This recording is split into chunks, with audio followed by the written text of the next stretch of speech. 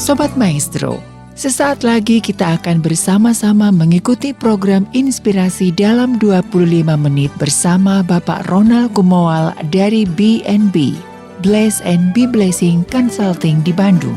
Selamat mendengarkan.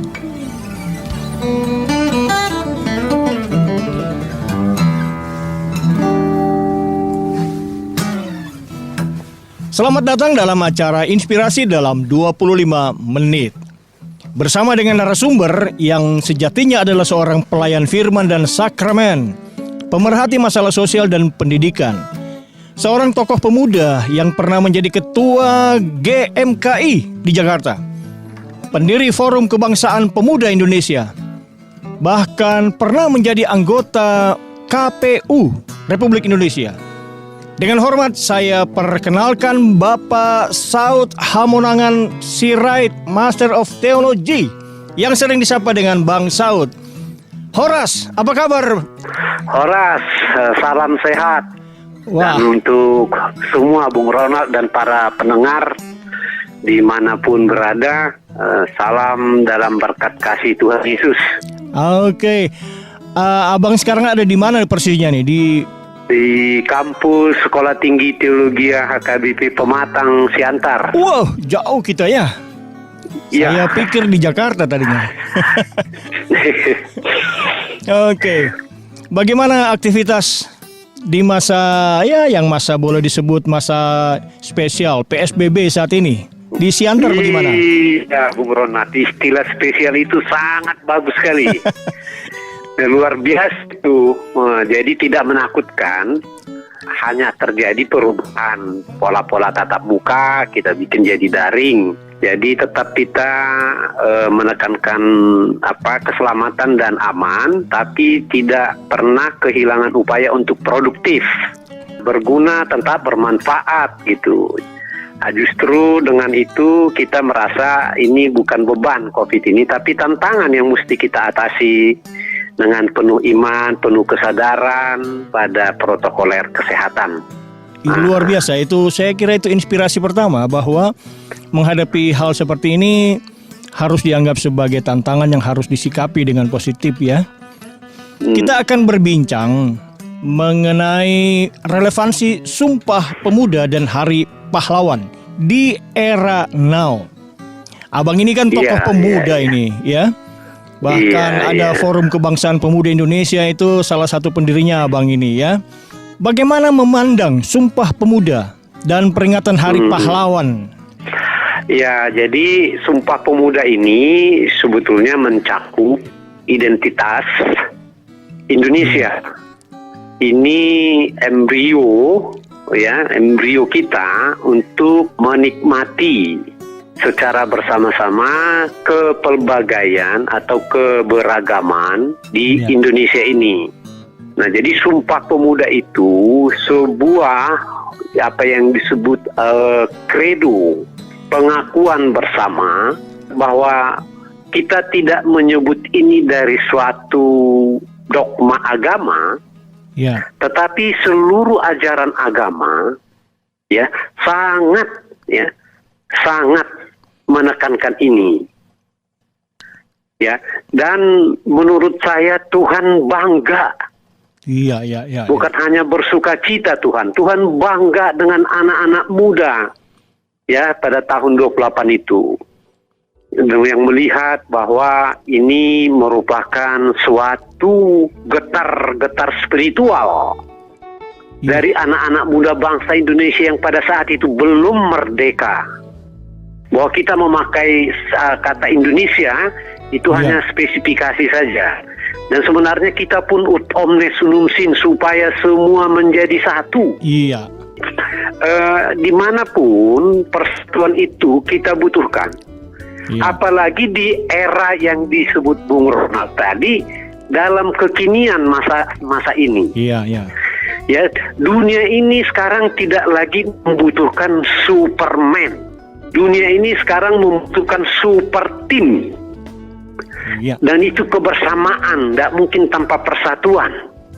Siapa lagi yang bisa sekarang? Mau negara, disebut dulu negara superpower, adikodrasi. Mana bisa kalau tidak kerjasama lagi dengan negara yang lemah sekalipun. Iya, betul. Apalagi orang per orang.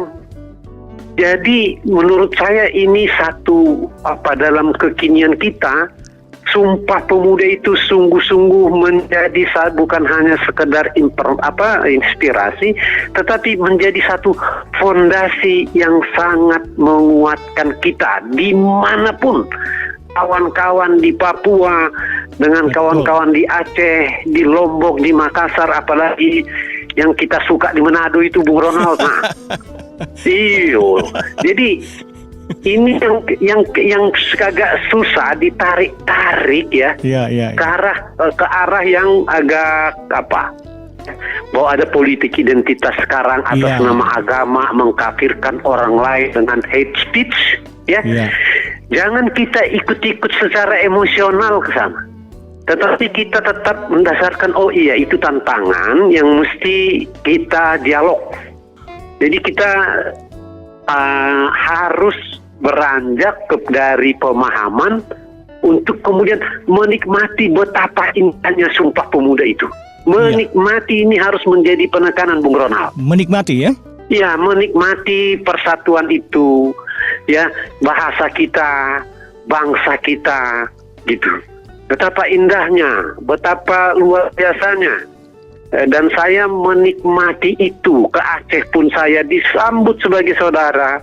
Mau ke Lombok, mau ke Merauke, ya kebetulan saya udah menjalani semua hampir 80% kabupaten kota ya di Indonesia. Dan mereka panggil Pak Pendeta. Aduh, terharu rasanya. Indah sekali gitu. Iya. Nah, jadi kami sama-sama menikmati gitu. Bahwa banyak yang tidak menikmati itu kita sadarkan. Aduh, sudah Jo. Kasihan ngana nggak menikmati ini Sumpah Pemuda. Gitu Bung Ronald. Luar biasa. Nah sekarang kalau Hari Pahlawan itu kan ada di depan kita. Ini value-nya bagaimana? Iya, tanggal 10 ini. Pertama di Hari Pahlawan ini menggetarkan sekali gitu. Karena inti dari kata pahlawan itu sacrifice. Yes, sacrifice. Pengorbanan. Ya kalau saya lihat ini siapapun dia yang merelakan dirinya untuk membuat jutaan orang menikmati kemerdekaannya, berkorban bagi orang lain. Nah dalam konteks kekinian kita Bung Ronald, apa yang kita bisa buat kepada sesama? Ya, kalau kita tidak bisa dari tenaga kita, ya dari harta kita, ya kita bisa pertama-tama dari doa kita.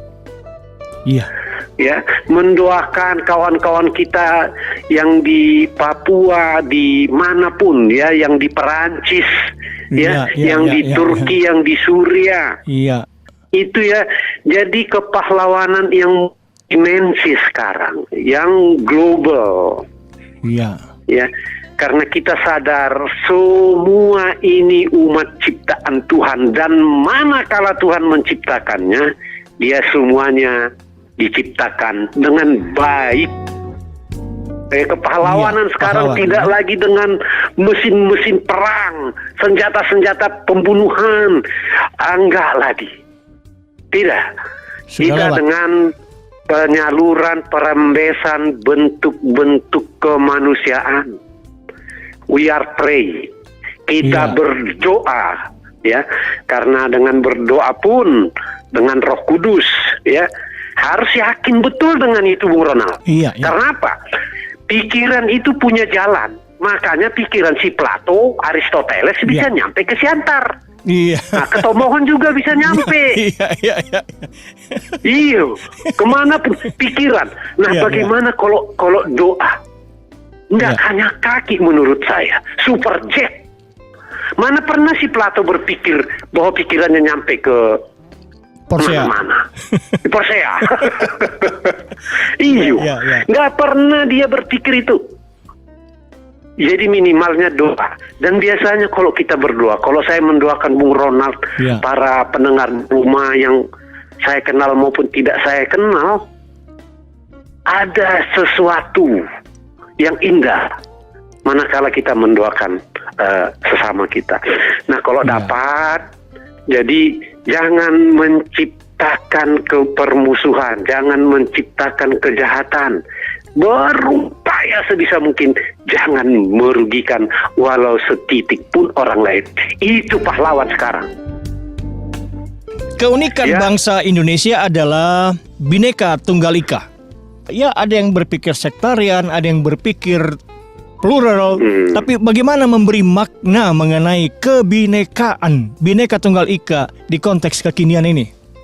Kalau di gambar burung Garuda itu, Bhinneka Tunggal Ika itu kan bagaikan selempang gitu ya. Betul. Tetapi memang kalau diperhatikan itu yang paling tipis, mudah dia dijatuhkan, mudah robek dan lain sebagainya. Ya, burung Garuda itu. Jadi itu perlu sekali untuk kita rawat ya dengan atensi yang lebih besar untuk Bhinneka Tunggal Ikanya. Jadi memang diperlukan suatu proses-proses yang terus-menerus ya, yang menurut saya ada 3 kata itu: seluruhnya, seutuhnya, dan sepenuhnya. Seluruhnya, seutuhnya, dan sepenuhnya. Sepenuhnya. Iya. Gitu. Jadi memang mesti dipelihara dengan ini. Jadi coba kita lihat ya, kalau kesatuan itu sejenis dia. Ya, taman bunga anggrek saja kan. Iya. Flamboyan aja. Iya. Nah, ini sekarang kita masuk ke persatuan, kita jadikan itu menjadi satu kebun. Sebenarnya sangat indah. Anggrek ada di kebun itu, berjumpa dia dengan bougainvillea, berjumpa dengan mawar. Sama pula kita Bung Ronald, suka mawar rupanya. Tetapi perlu dijaga ya, jangan sampai durinya mawar menembus anggrek. Iya. Nah, jadi mesti itu saya katakan ada proses perencanaan yang sungguh-sungguh matang. Yang seutuhnya tadi itu, yang sepenuhnya tadi itu, dan seluruhnya. Jadi pengaturannya itu, ya, itulah Bhinneka Tunggal Ika itu. Jadi dalam Taman Besar Indonesia ini, seluruh bunga-bunga itu ada. Nah, waktu saya di Bandung, saya datang ke rumah Pak RT, lapor Pak RT, saya baru pindah, saya pendeta. Pak Pendeta, ketika ada yang misalnya ada kesulitannya, saya yang pertama hadir di rumahnya. Ada yang bisa dibantu Pak RT. Nah, itu yang saya katakan tadi, kita perawatnya itu, ya, dia Muslim, dia orang Sunda, saya pendeta orang Batak. Tapi bisa hidup jadi, dalam satu menghidup dalam keharuan sampai sekarang pun kontak itu, walaupun saya udah di Siantar. Iya. Apa merugikan yang begitu, Bu Ronald? Bapak Pendeta, untuk inspirasi buat kalangan muda. Faktanya Bapak ini kan punya keragaman relasi, seperti contoh tadi. Keragaman relasi dengan tokoh lintas iman, lintas suku, dalam kebinekaan. Apakah itu memang diperlukan? Nah, ini pertanyaannya kan. Karena ada ternyata juga seperti merasa itu tidak perlu. Tapi buat anak-anak muda ini, apakah itu memang diperlukan dalam kehidupan sosial? Sangat diperlukan. Kita sekarang mungkin tidak butuh orang lain. Apa itu selamanya? Itu sangat diperlukan ya di sebenarnya seluruh dunia, tetapi spesifiknya dulu di kita di Indonesia ini yang memang sangat unik di dunia. Suku-suku dan bahasa di Indonesia itu paling banyak, sangat beragam dibanding beragam sekali.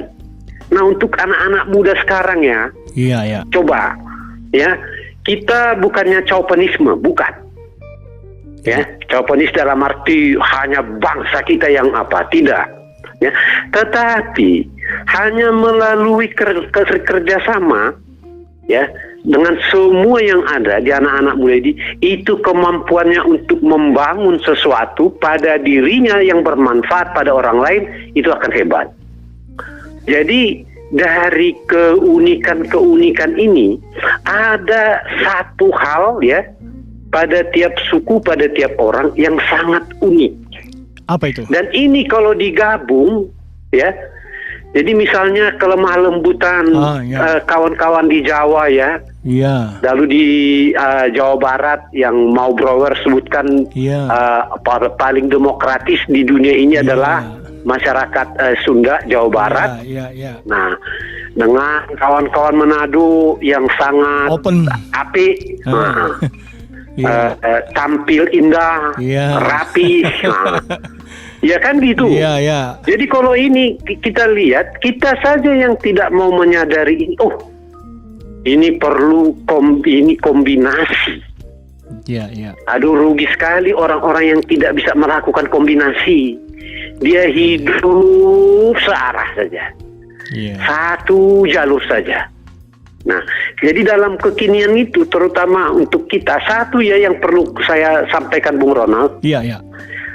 Di DNA suku-suku bangsa di Indonesia itu hidup yang namanya spirit silaturahmi. Iya. Di anak-anak, di anak muda, dimanapun. Jadi saya belum kenal pun, ketemu siapapun, ya, hai, saya sapa, hai. Nah, apa kabar? Nah, hebatnya Indonesia, kalau kita ke Eropa, kita nggak bisa tanya, kau orang apa? Di Indonesia, Bung Ronald, dari mana Bung Ronald berasal? Oh, dari Manado. Oh, orang Manado. Kita langsung, gitu. Itu DNA silaturahminya, itu menjalar itu.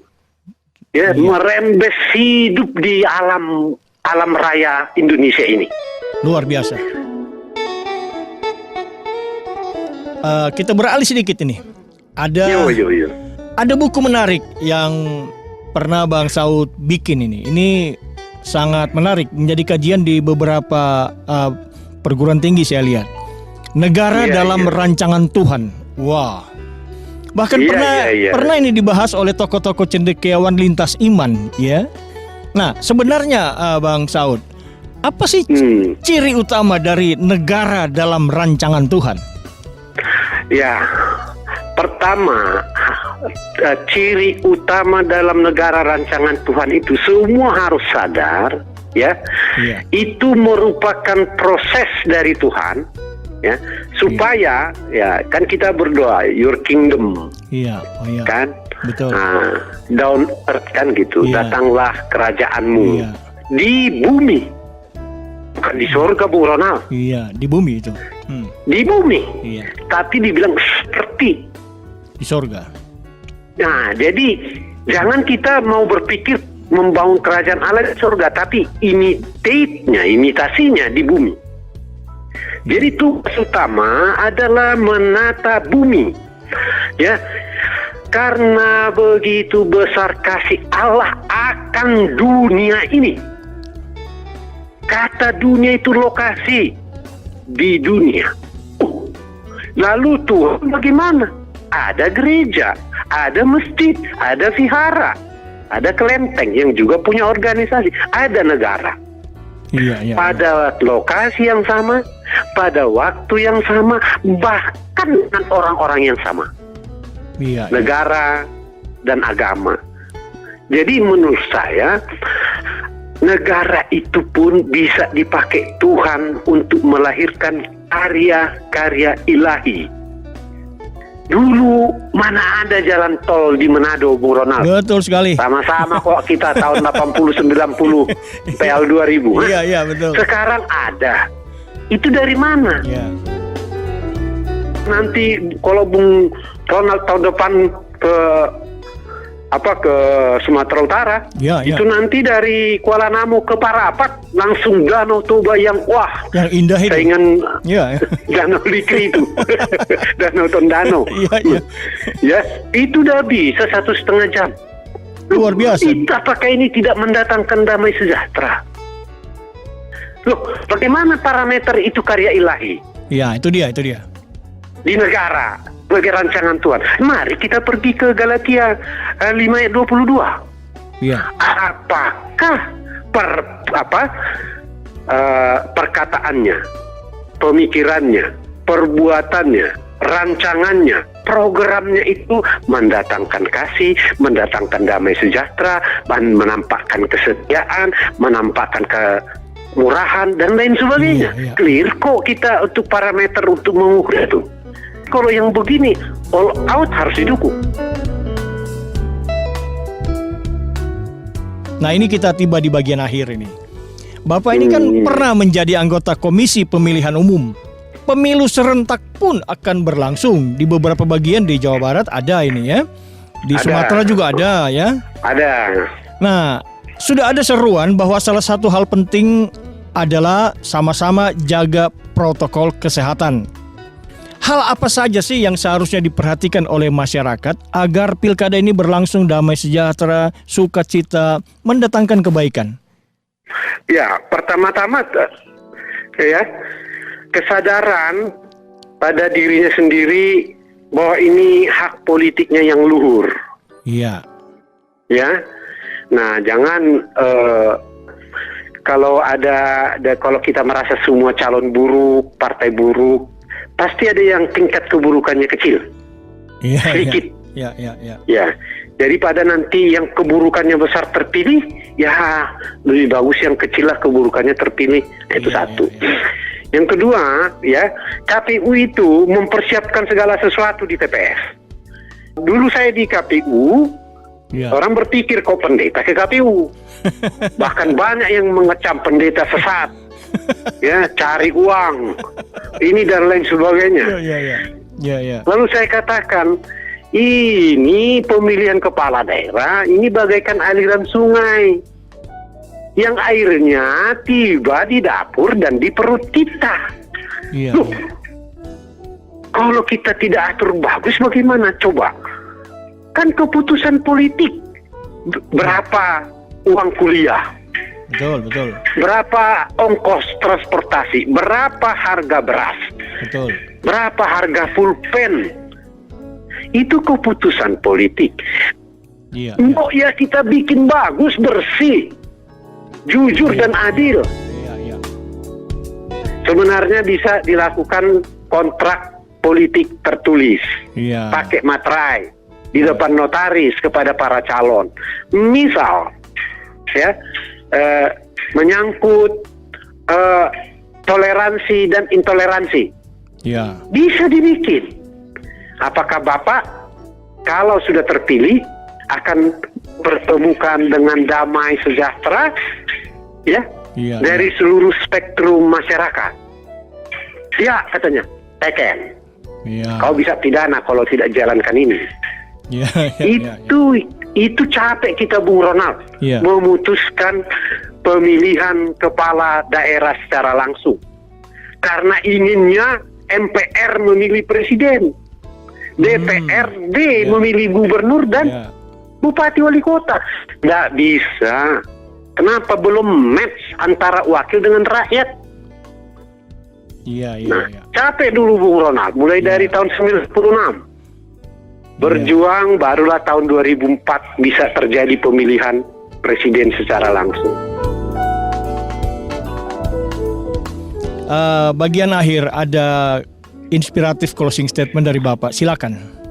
Ya, satu, ya, tetap bangga terhadap diri sendiri dan terhadap Indonesia. Kalau kehidupan kita yang Bhinneka Tunggal Ika ini terjamin, kita akan meluncur jadi negara yang hebat. Ya, Korea, Singapura, Malaysia itu bisa kita lampaui dengan cepat. Kalau kehidupan di masyarakat yang Bhinneka Tunggal Ika ini indah. Putra-putra Indonesia tidak kalah otaknya, tidak kalah gigihnya. Nah, anak-anak muda coba bangun 1-2 orang teman, mari hidup dalam suasana Bhinneka Tunggal Ika. Akhirnya nanti konsentrasinya membangun teknologi, mau teknologi kelautan, mau teknologi air, teknologi ini.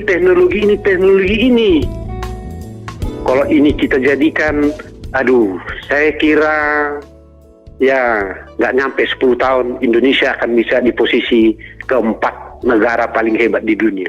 Amin. Iya, itulah doa Amin. kita, tekad kita, Iya, dan iya. kepada seluruh pendengar anak-anak muda terutama. Iya. Tuhan memberkati. Terima kasih. Wah, luar biasa.